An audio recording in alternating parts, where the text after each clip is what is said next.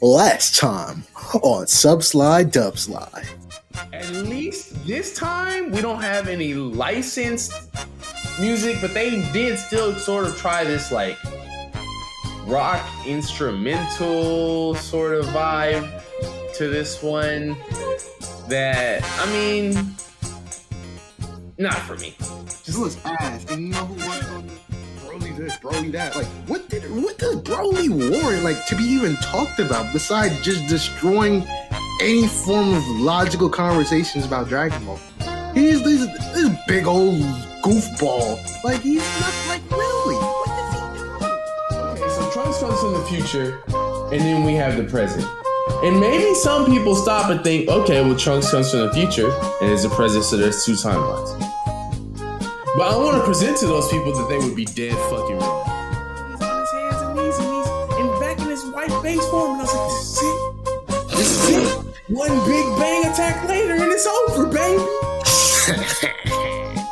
And this nigga just has his hands stretched out to him, and I'm like, he got his hand just kind of there, just a little too long, don't he? And Frieza's getting pissed off, and he's going crazy, he's going mad, and then all of a sudden, this nigga pulls a Namek on Earth and just blows the whole shit up. And now, season 2 of Subslide Dubslide.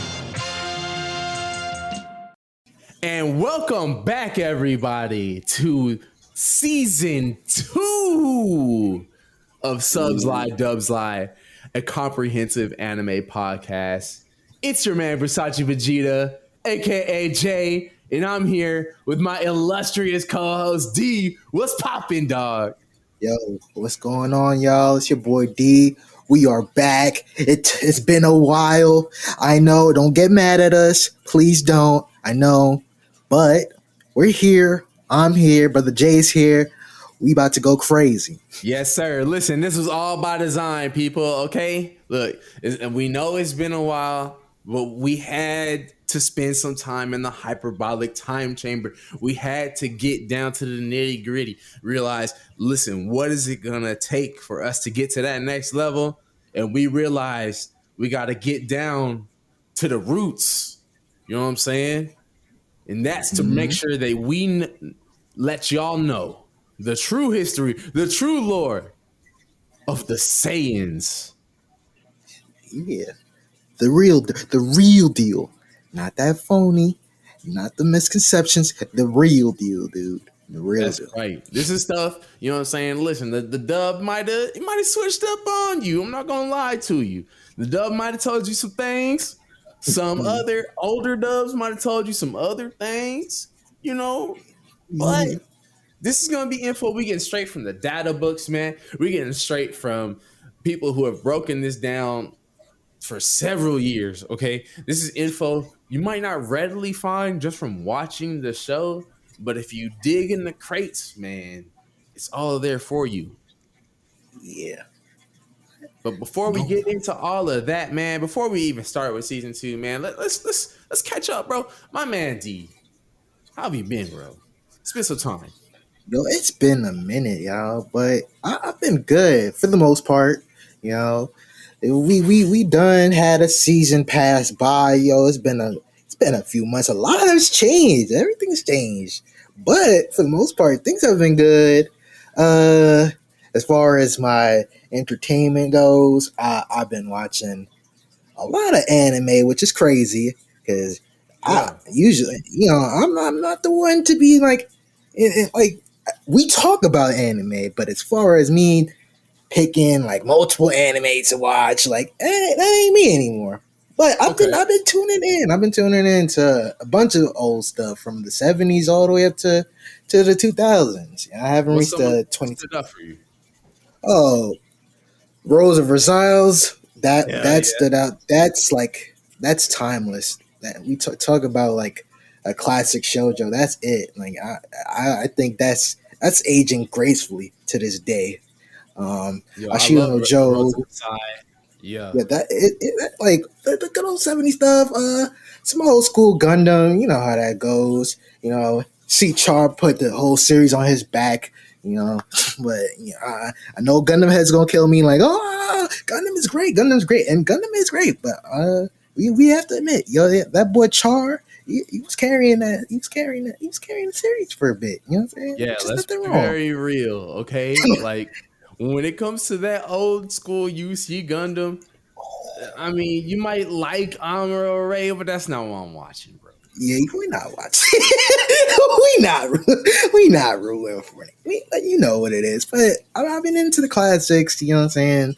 A couple of 2000 stuff has took me off. Like I've been really watching Monster again, which I'm glad that people are getting a chance to watch it. It's on Netflix. Hell So yeah. all the Y'all need to stuff go that I watch used to. that. Oh yeah, for sure. Like yo, if you haven't watched that, to me it has the best villain of all time. I don't want to say too much, but to me that series has honestly one of the best villains in the medium. So that I'm just glad to look at stuff that I grew up watching, and still being able to enjoy it. Because I know there's a lot of stuff. A lot of people could say like, "Yo, I just put this on and this is really garbage now. Why did I like it?" But for me, the classics that I've been tuning into, like, nah, it still does its thing. So other than that, I've been great. I've been great. How Glad about you, to brother hear it, Jay? man. Man, I'm not gonna lie to you. Life's been good. Life's been really great, man. Had a chance to do a little bit of traveling, since last season. Had a chance to really catch up on some anime, just different shows in general, man. I've been absorbing so much media and really just trying to get back to the Dragon Ball roots as well, man. Like I haven't as much as I have watched, I haven't watched a lot of Dragon Balls, during the in between, right? Didn't want to burn Yeah, out on it or anything like that, yeah, but for sure. definitely I spent a lot of time watching Bleach. I Ooh. went back from the beginning of the Arrancar arc, like right from when Ishin reveals himself as a Soul Reaper, Mm. and went all the way through the rest of the original anime, and then of course skipping filler and whatnot. I'm a manga head when it comes to Bleach, Yeah. so you wasn't gonna catch me watching nothing about no damn bounce hoes or no. Yo, he wasn't watching the Bleach episode. He was gonna watch a Beach episode, brother. Yeah, man, no, you wasn't gonna catch me watching the stuff about like the Shinigami, the Zanpakuto spirits and stuff. Even though that is pretty good as a filler, yeah, I just wasn't down to watch all Yeah, that. he was. I get you, Yeah, brother. yeah, yeah. Everybody got time for that Doing nonsense. all that, bro. If I wasn't reading it when the manga was coming out weekly, I'm not watching it now. You know what I mean? Oh yeah, yeah, for Uh, sure. but yeah, man, like it's one of those things where I was really like I was really deep into reading the Bleach manga when it came out weekly back in the day. So of course, with the Thousand Year Blood War anime being out now, I've watched the entire first quarter of that. Maybe watched those episodes like 2-3 times each. I gotta say, y'all, listen. If you ever did fuck with Bleach, please, please, please take the time to watch Thousand Year Blood War. Like it's everything I personally have been waiting on for the past 10 years, and then some. Like, it's not just a true rendition of what they brought to the manga. There's parts of the manga that maybe didn't get full explanation that Tite Kubo is directly overseeing to make sure that that gets explained. So, uh, big ups to Thousand Year Blood War for sure. One of my favorite new anime out. Considering it was always one of my favorite animes, it's not surprising. Um, I've gone back and started watching Guyver the Bio Boosted Armor. Really love that anime from the mid 2000s, and even the original 80s 90s version. Been watching a lot of Saint Seiya lately too. Just because I mean that's a lot of classic shonen story tropes come from Yeah, Saint, and just really like getting down into the nitty gritty, man. I'm trying to watch any series that has a really good villain right now. Like you mentioned, Monster stuff like that. Finally getting on that Legend of Galactic Heroes train. You know what I'm saying? Like, Ooh. there's a lot of good villains out in anime, and who knows, man? Like maybe one day we'll cover all of that. But Yeah, for sure. That'd in, be interesting. yeah, yeah, you know what I mean. But in the meantime, until we do, we're going to be talking about plenty of Saiyans, and there's been a lot of really cool just Dragon Ball lore that we've been able to go over. So, to give y'all all a really good preview of what you can expect this season in total, like I said, we will be going over the Saiyans. Today we'll be going over the history of the Saiyans in total, right? So you can expect to find out a little bit more about where the Saiyans came from, what makes a Saiyan, their history between Planet Sadala and Planet Plant, their history into what led them to joining King Cold's army, and then their eventual downfall. Um, from therefore every episode after this week, y'all can expect us to go in depth into specific characters that are Saiyans. So of course, your Goku, Vegeta, Gohan, Goten, Trunks, stuff like that. We'll also be covering some of the different Saiyans that maybe didn't have such a heavy bearing on the story. So your Universe Six Saiyans, Team Bardock, King Vegeta, both Broly's, things like that, right? You can expect to at least talk about them just a little bit throughout this season, and we definitely hope to teach y'all a thing or two. Yeah. But with all that said, man, let's get into it today. The history of the Saiyans. Let's go. So, my man D, before we even get started onto the history of the Saiyans, man, I know this is one of my favorite races in all of anime. Clearly, like just a warrior race, always battle hardened, battle tested. What are some things that stand out about the Saiyans, particularly outside of just like the fact that they yell and get strong, right? Like, what are Yeah. some things that have always resonated with you with the Saiyans? Oh man, I don't know if anybody doesn't know. I'm not really the biggest Vegeta fan. I can appreciate what he does for the story, but I am not the biggest fan of him. He's a good character, but for the most part, I love when he talks about Saiyan pride. Like that just stick that just the whole concept of Saiyan pride. It just does something for me, man. Like it's something that I've put it it's I made it accustomed to my life, really. That Yeah. Saiyan pride just that philosophy, the way how they think, more so the pride, like it's just the confidence. You know what I'm saying? That's just something that you can incorporate in your daily life. So I always liked the whole idea of saying pride. Forget about the strength and and don't get me wrong, I do like the idea of being to near death and getting a power up because Yeah. there's to me, I just symbolize it with being beaten up so badly and still being able to come back 10 times stronger. So those are things that can motivate you.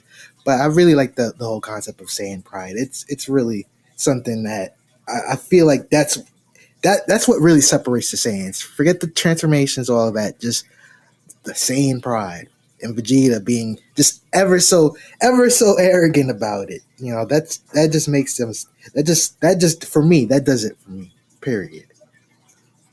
I'm right there with you when it comes to Saiyan Pride, especially with how it's been explained now, even in Dragon Ball Super, as like Yeah, something that's like, hey, like this is not just pride in you being a Saiyan, but it's pride in doing everything that you can to reach the goal that you're trying to reach. I absolutely fuck with that philosophy.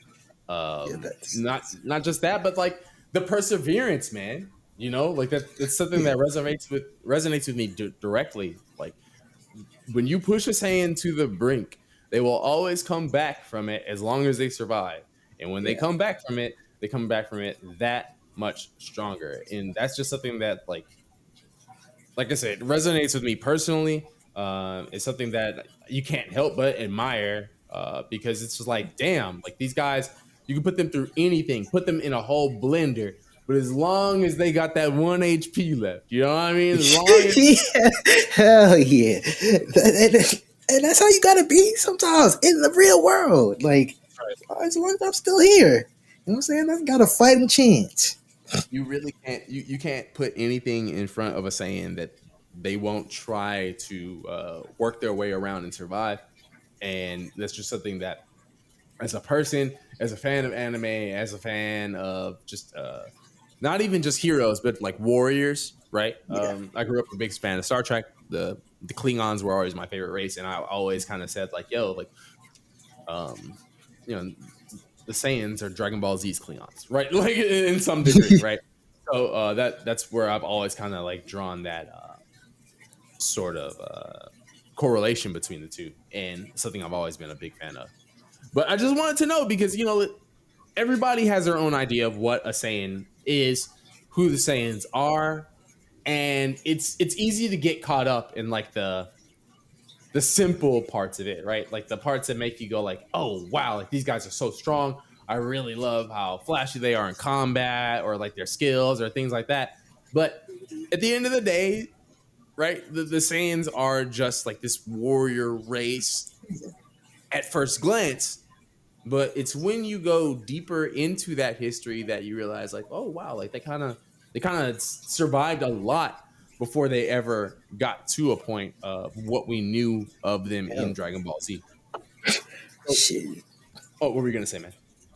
No, I was really agreeing with that. Like people just view them as that one thing that they seem to just strong and, but they've been through some. They've been through a lot.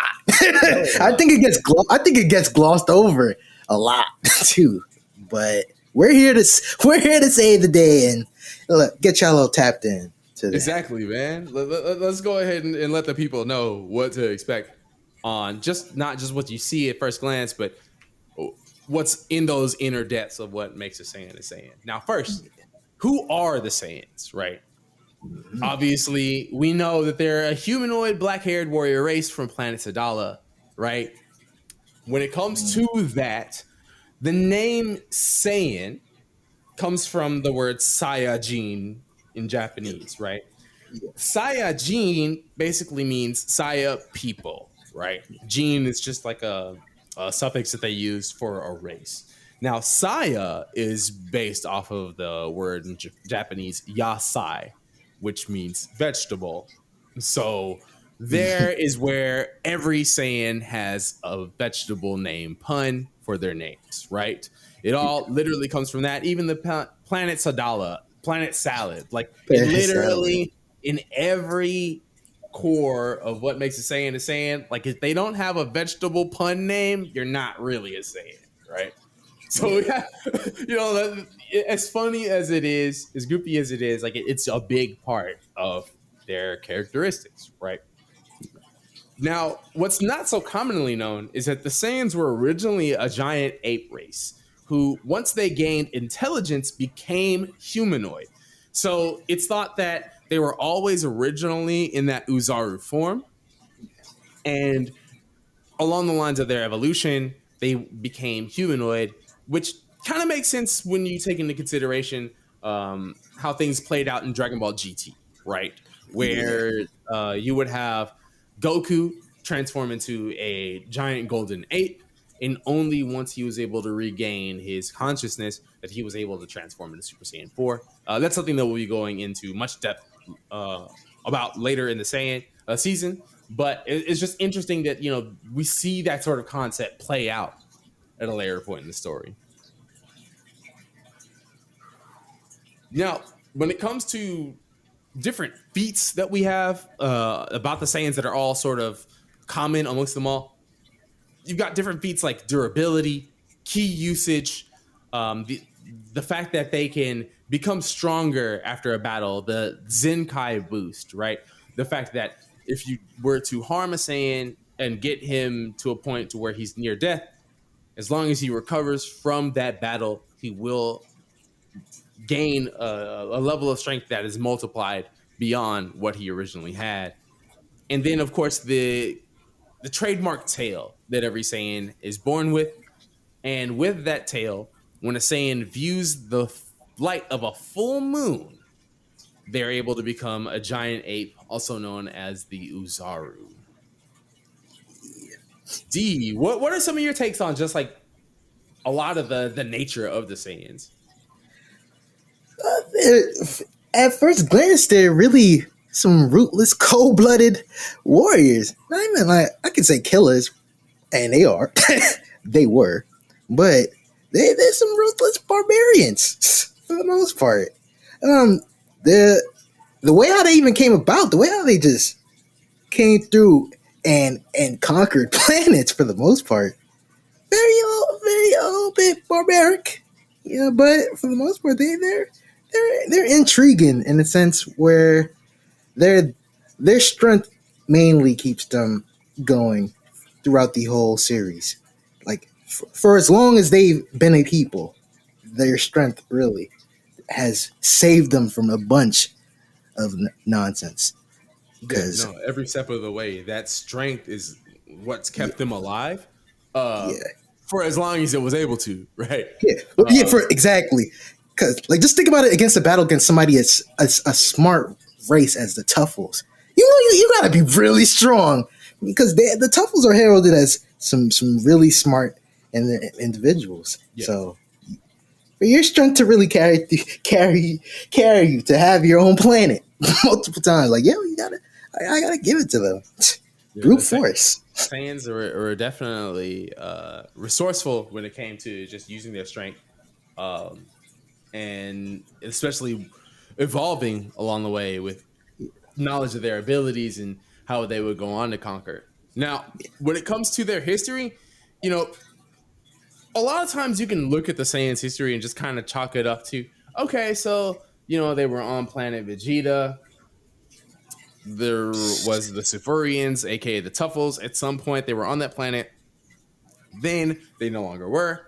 Eventually, Frieza is in charge of the Saiyans, and then we have the genocide of the Saiyans during the Yeah, Bardock special.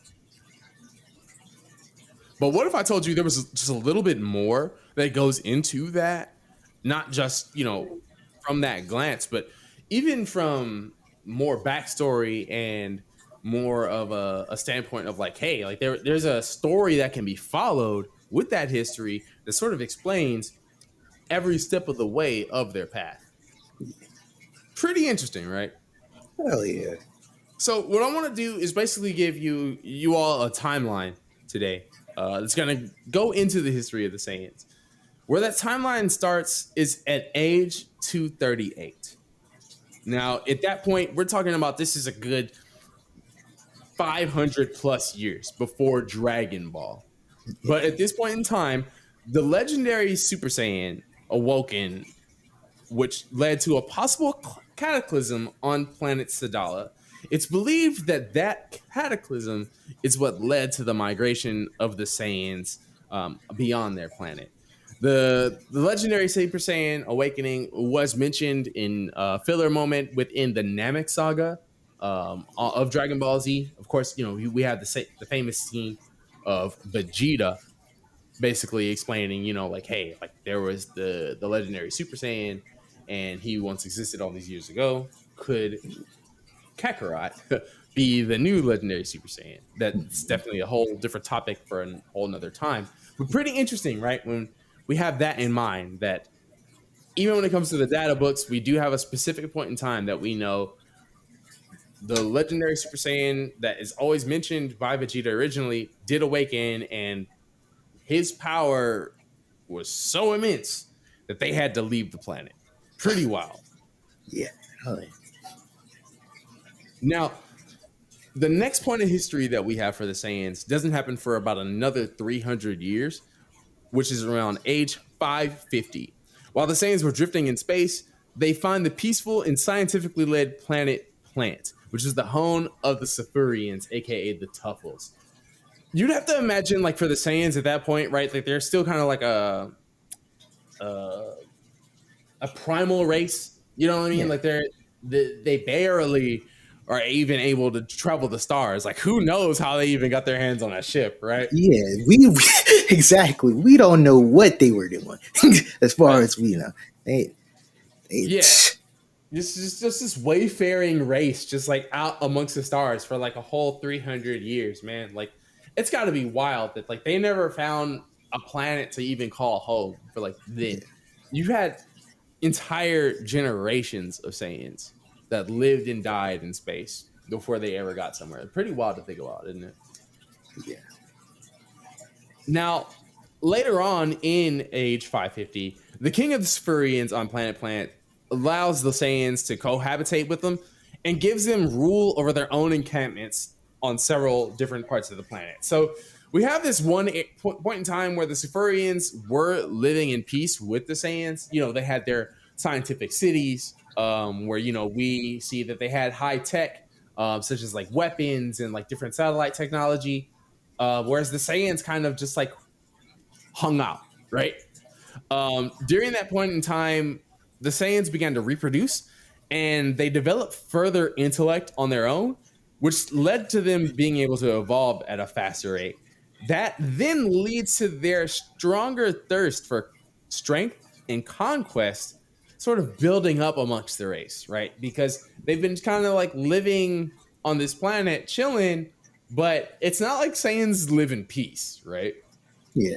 They were definitely like on in their encampments, like fighting each other, like getting down Yeah. to the nitty gritty, and that sort of caused them to realize, like, yo, uh, you know, we are a lot stronger than those guys down the block, right? Yeah.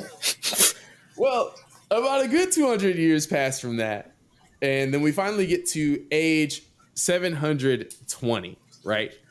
Now, Mm, in age 720, we have King Vegeta the Third. This is the third king of the Saiyans at this point after they landed on Planet Plant. And this guy, Vegeta the Third, he's a master strategist, which kind of helps change how the Saiyans sort of went about their lives, right? yeah. We can sort of assume that like King Vegeta the First and King Vegeta the Second, while they were like the rulers of the Saiyans, they were really just okay with like, hey, yo, like we can share this planet. We'll become, a stronger race ourselves, right? But like, really, no sort of full plans of conquest. But that Vegeta the Third gets Oh, he this was spent. idea. He was spitting, right? He was like, hey, it would be really cool if we got them cities and shit. You know? Yeah. He's like, they got cars. I want cars. I want it. I want it all. They got computers and shit. That sounds pretty cool. I think we can have that too. So his first order of business as king is to engage in war with the Sifurians and conquer Planet Plant, right?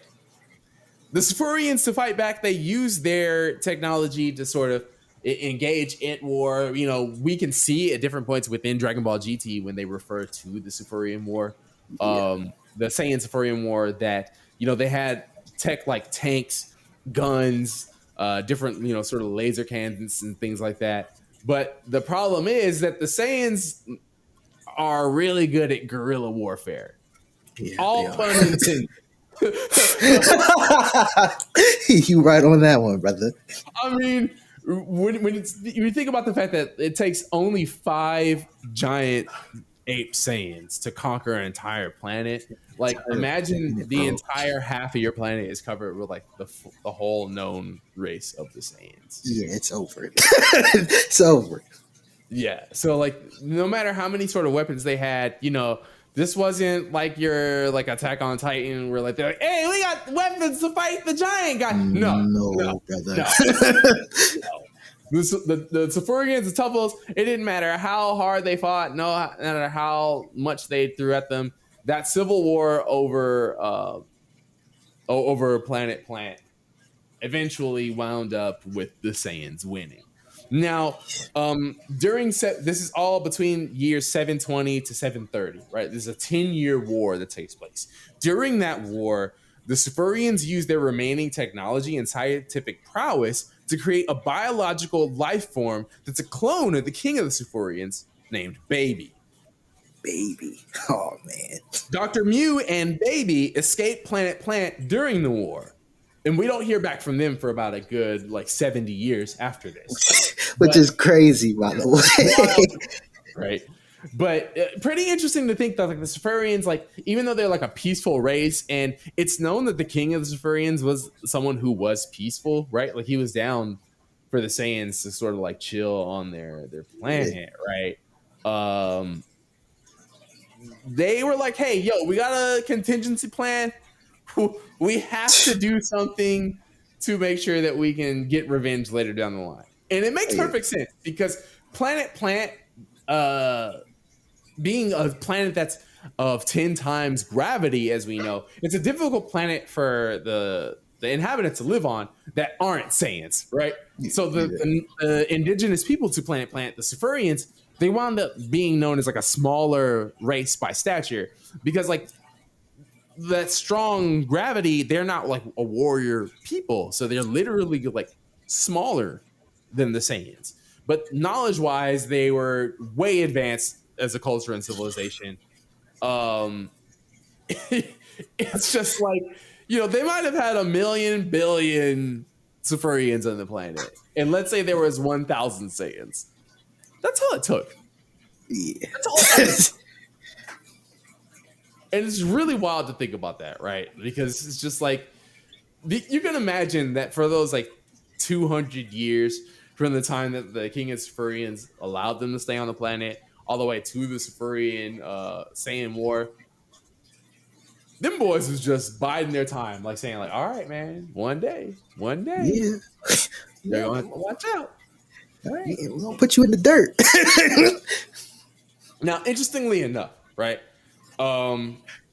We do also have another story that takes place outside of the regular baseline story of Dragon Ball, which is known as Dragon Ball Z: The Plan to Eradicate the Super Saiyans. And in that story, we also have another story about the Sufurian scientist Dr. Raichi, who completes a machine to sort of turn the tide in the war against the Saiyans, named Hachiyak.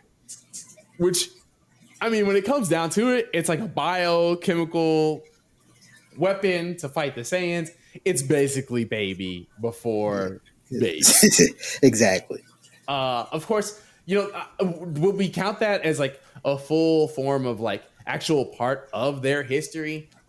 Maybe not so much, but it is just good to like know, like, hey, like we've had several stories about this sort of like Sufurian Saiyan conflict where the Sufurians make something to try to stop the Saiyans and it just doesn't work in total. But it's just really interesting that, whether it be Baby or Hachiyak, really similar sort of story here. Same thing. It's really Yeah. rehash. Yeah, basically, right? They were like, yo, we found a way to put this in the story proper. But no matter which version we deal with, right, the remaining Sufurians were wiped out by the overwhelming force of the Saiyans' Uzaru army. The planet then is renamed Planet Vegeta after the royal line of the Saiyan Kings in age 730. Interestingly enough, in both the plan for the to eradicate the Super Saiyans and in the Baby Saga, we're told that King Vegeta led the Saiyans in that war and just completely wiped everything. Like if it wasn't for him taking charge at that point, like we probably would have had the Saiyans just like living on Planet Plant all right along the Sufurians. We'd have a whole different story. Let's be real. Now, before I move on with their history, I do want to raise an interesting question to you, right? And like something that I don't really ever hear a lot of people sort of like propose as a theory, but let's think about the fact that the Saiyans were on Planet Plant for like 300 years, right? Yeah. And they were sort of cohabitating with the Sufurians. Is it just in your own head canon, right? Let's not even talk about like actual history. Do you think there's any likely chance that the modern day Saiyans that we know are part Sufurian? That could be that's of course. Of course. Shoot, in my head canon, I believe that, in my opinion, King Vegeta may have been part Sufurian. Because his intellect, I get it. The previous kings of they were obviously they stood out. But King Vegeta, his intellect should honestly it rivals a Sufurian. So okay. So we're saying like King Vegeta the Third. Like once it got to him, like we noticed that change where he's like a lot more intellectual, a strategist, which is something we didn't. A strategist. What's the what changed? What changed so much? Because at the end, he is a Saiyan. Like I get it. You could be a strategist all you want, but at the end of the day, there was a whole formula for years that has been followed. How did it take this one guy? This one guy who's just magically smarter than the other Saiyans. No, you're raising a good question. Make you think. Make you think. Right? Yeah, I mean, listen, the Saiyans are the Saiyans, right? It would be hard to believe that Saiyans didn't like take Sufurian brides. You know what I mean? Yeah, of Um, course. and especially if you're like King Vegeta, the first or the second, like let's say you're trying to make good by the Sufurians by saying like, "Yo, yeah, we're down to like cohabitate, like, let's join our people" or some shit like that, right? Um, obviously, Dragon Ball is never that deep. Let's be real, Oh but yeah, hell no, hell no. Like for the sake of like headcanon though, like it yeah, stands to reason it really could have happened, right? yeah. These are Now, savages, by the way. yeah, yeah, I mean, that's true, right? Like that's just like look at any sort of like commandeering race throughout history, right? Like hate to say it, that's what happens in war, right? Like that's just not that I agree or like condone it, but it's just like that's when you look at history, that's kind of how it's always played out. And even in like different manga and anime stories, we see that kind of yeah, thing happen. So just something sort of interesting to think about. But moving on, after the age of 730, where the planet is renamed into Planet Vegeta, King Vegeta the Third, it's thought that in age 731, only a year later, right, he forms a pact with the Galactic Emperor King Cold in exchange for resources, both scientific and militaristic. The Saiyans become part of King Cold's army, and after having conquered their own planet, he decides to say, "Hey, yo, you guys will work for me," and decide to, go about conquering other planets to be sold to the highest bidder. Pretty sure. fucking bonehead move by King Yeah, Vegeta the Third, don't you think? Like a year into his yeah. reign, like he's got his own planet. They're chilling. They're doing their thing, and he's like, you know what? Yo, I like the cut of that guy, King Cold's jib.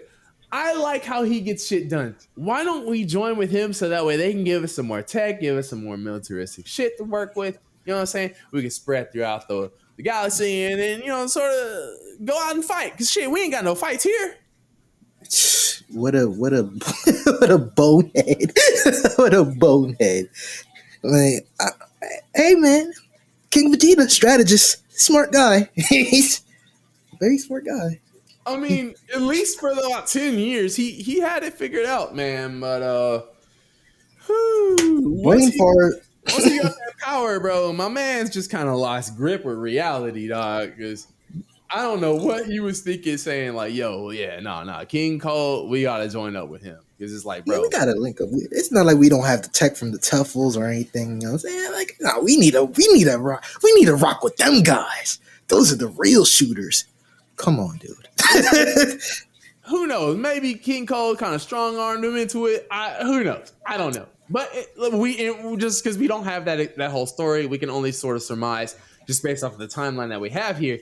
But it is just really interesting. Like, dog, y'all spent a whole 10 years after 300 years of sharing this planet just to conquer it.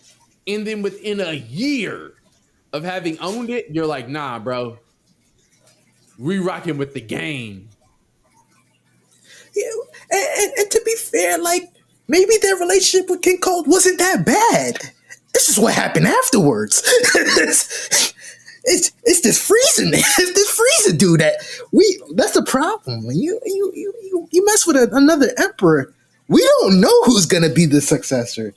That's You the whole sure? thing. Because who knows? It could have all been good under King Cold. It could have all really been copacetic under King Cold, right?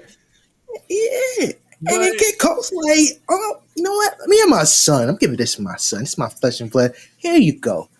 that's the whole problem because not only a year later, age 732, King Cold announces that he will leave his army under the rule of his son, Lord Frieza.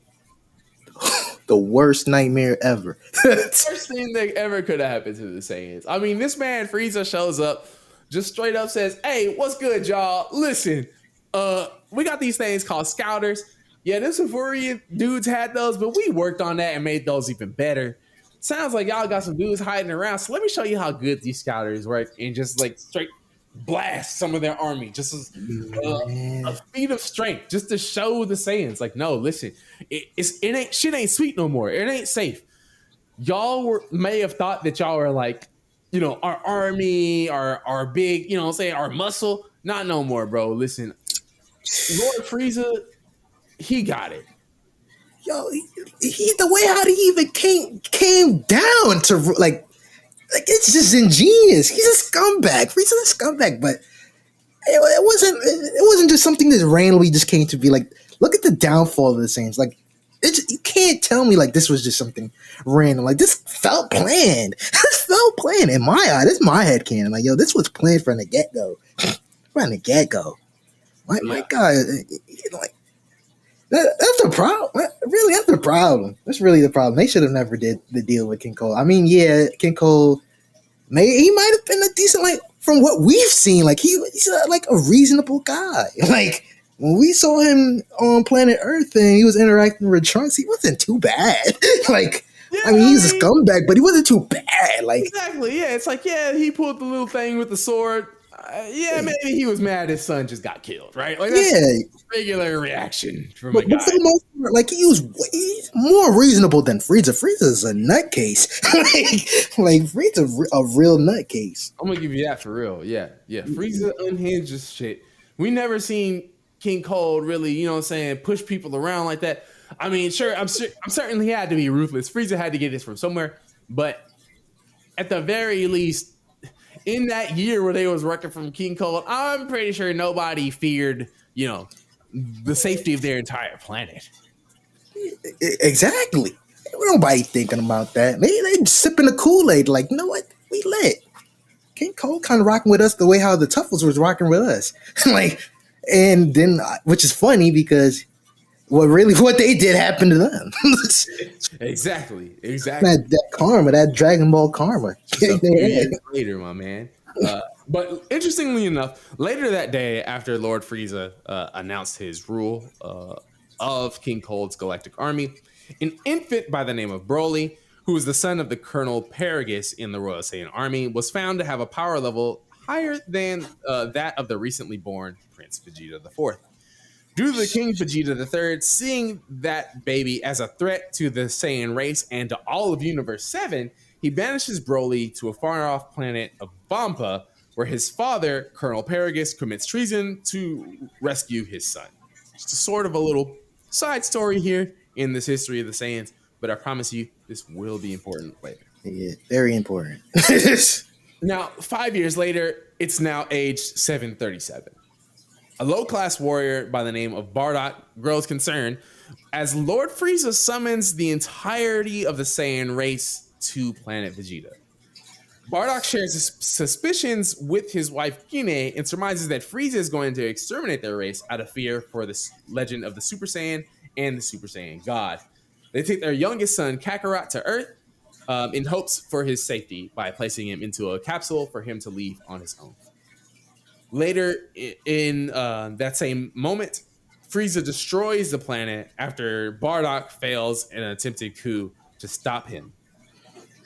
A message from Frieza's army goes out to Prince Vegeta, who was away on a mission with his comrades, who included Nappa and Raditz, the older brother of Kakarot, that their planet had been destroyed by a meteor, thus ending the the tale of the entire Saiyan race outside of a handful of survivors. Now, listen, I know not really the most in-depth history there, right? Not really a Yeah, whole lot happens, but for what we do know, it we're set up for so many things that occur, not just throughout Dragon Ball Z, Dragon Ball GT, and Dragon Ball Super. I mean, this this action of this spacefaring race after leaving their own planet just had ripple effects on Universe 7, and even when it comes to just how things played out for our main characters, everything had a domino effect in how it affected the next moment, and it's really wild to see and just how it's all played out over those shit, 500 years. 500 whole full years. Pretty crazy, man. Well, what are some of your takeaways just when it comes to the history of the Saiyans that we know as a whole? Dickheads.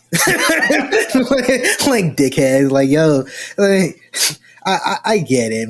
They're not like they really drink the Kool-Aid. It's crazy how, yeah, you joined up with King Cold, and you would think like, hey, I just had a whole 200-year war with Tuffles, and we committed treason. We went up against them. We the ones that turned on them. Yeah. You'd think somebody like battle tested these warriors. You know what I'm saying? You'd think they'd have the belief of like, that could never like, instead of this, it's plausible that they may kill us. Like, that was really, for what we've been showcased, what we've been showed. It was never an idea. Like, it never popped up in their head. Besides Bardock, how is he the one smart guy? The one smart guy. The one guy. He's like, oh, you know what? I feel something's not right. In both versions. Both Bardocks, like, you know what? Something not right, yo. Something not right. But again, very prideful idiots. I really don't understand how they thought shit was gonna turn out for them. Uh, maybe again, maybe they felt that they were strong, like they were on the same strength as King Cole and Shu. Maybe they thought Frieza was gonna handle them good, but out of every sin that they've done for that whole 500 years, that's the biggest sin ever. Like, that's the biggest sin, bro. That's like the biggest sin. It looks bad. It is really insane, man, because when it all comes down to it, like the Saiyans really, I don't know, man. Like, I don't think they ever had any other way. Like they never had any other path. You know what I'm saying? Like there was never gonna be any other route for them as a whole, right? Yeah, yo, that's a good point. Like, really, honestly, destruction really was the best. Like, that was the only thing written for them. It feels like, forget the story. Like, just looking at the history, like somehow, some way, destruction was gonna fall to them. Like they were going to be destroyed. There's no doubt in my mind. Like, maybe even if they didn't pair up against with King Cole, maybe Frieza gets on his bully just out of nowhere, and like, I'm gonna destroy some monkeys. You know what I'm saying? Like, who knows? He's going monkey hunting. But nonetheless, like, they had nothing. I don't think they would be able to coexist in the later years of the Dragon Ball world. I don't think so. Like, death was imminent for them. Yeah, Like, they couldn't get the Universe 6 treatment. And that's They didn't even deserve that. They didn't deserve it, to be honest. Like, I know we love Saiyans that are presented to us in the story. Like, everybody likes Vegeta, their Gokus, they're going. The Saiyans as a whole, they don't really deserve good things, man. They don't. Yeah. No. I mean, think about like the entire history that we like just went through, right? The only time anything ever went good for these guys was when they had one leader, like two leaders down the line, who was like, "Hey, y'all, listen, I got a plan." You know what I mean? Like, yeah, like some two shiesty dudes. Like, yeah, man, hold on, bro. I think we kind of could take these dudes. yeah, I'm about to steal. about to steal. Like, who are these guys? It's just like, and listen, yo, they really didn't deserve. They're shiesty. Like, how me as I'm welcoming you on my planet. I'm letting you coexist on my planet. Hey, you feeling me to like take over? Like, what did we do? There's no part in the Dragon Ball history that shows that the Tuffles mistreated the Saiyans by any means. There's That's no on point. them. Exactly, literally. And at no point did the Tuffles ever show any sort of like aggression towards them or anything. And they were like, yo, look, we'll give you entire like spaces on our planet for y'all to live on. No biggie, bro. Like, No we problem. know y'all was out there. Y'all barely was surviving out there, bro. Y'all That needed was a place to crash at. Come that on was here. down bad. Chill. They let And them that chill on the couch for 350 years, bro. 150 years, dude, with an open arms, no war, no nothing. And then it took one genius, aka one idiot. We gonna get to King Vegeta, cause King Vegeta did not commit just one sin. He committed two sins. Actually, Oh yeah. well, like I could let the Tuffle thing slide because that's just how rulers. That's just how rulers come to be. Like that's just how authoritarian folks come to be. Like, yeah, I feel that we could do something for our race. Like that's something that's just bound to happen. But sending Broly off to nowhere land for the sake of he's a threat, aka nah, this dude's stronger than my son. Like, come on, dude, that's kind of petty. Yeah. And it, you know, just years after you done destroy the planet, you just coexisting with the Tuffles. When you have your own resources. You stole them. You stole them. Like you stole everything that the Tuffles had going for themselves. You stole them. Why did we have to par with these guys? You don't know nothing about these folks.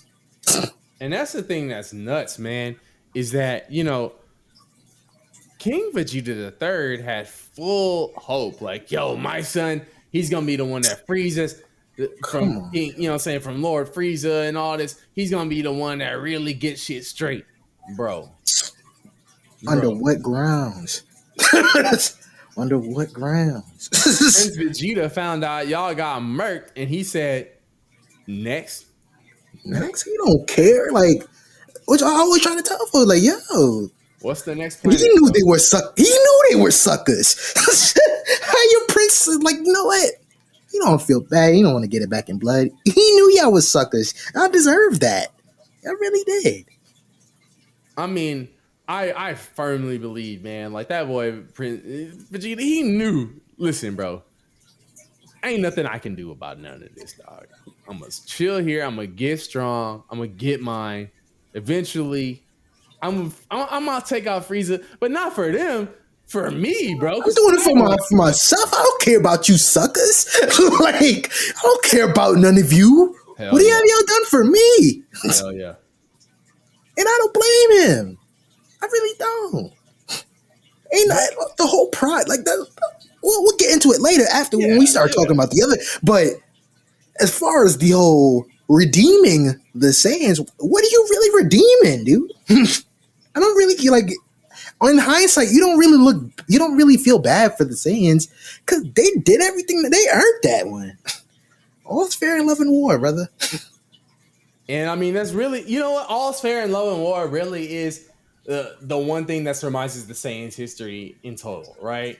Yeah, They died how they lived, right? oh yeah. They were conquerors through and through. They thought they was gonna do something by siding with even stronger conqueror, but they realized later was that shit just wasn't sweet.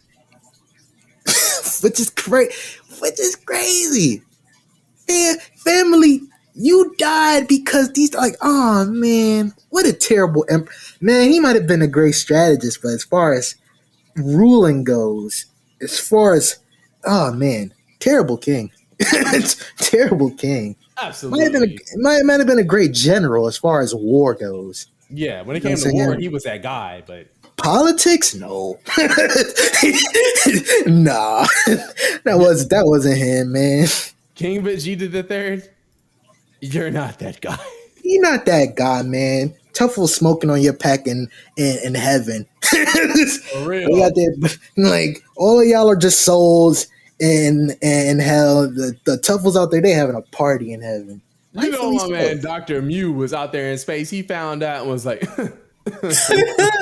He had his cigar and everything. Like, wouldn't happen to me though. It's literally. hey, man, I I am feel saying. I can't feel like I know, like I said, everybody loves the Saiyans. They're cool, but their history goes.